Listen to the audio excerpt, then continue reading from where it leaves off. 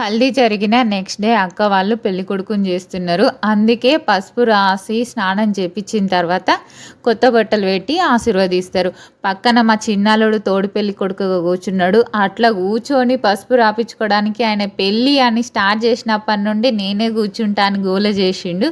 మొత్తానికైతే కూర్చోండి పసుపు రాపించుకున్నాడు. మొత్తానికి ఆయనకైతే మస్తు సంతోషం అన్నట్టుగా.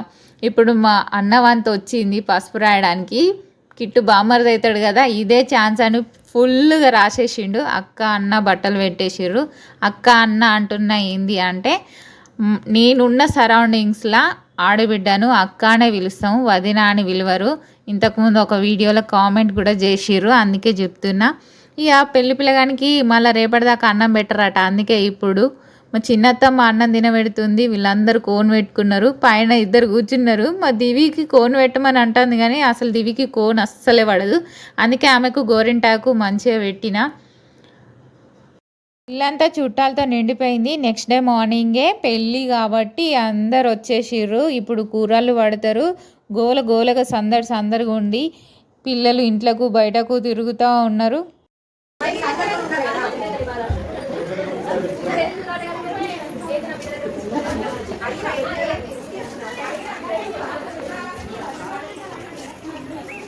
ఈ వీడియో చూసుకుంటే హోమ్ టూర్ కూడా అయినట్టుగా ఉంది కదా. సరే కూరలు పట్టేది మొత్తం లాంగ్ వీడియో ఉంది, అది కూడా పెడతా చూసి.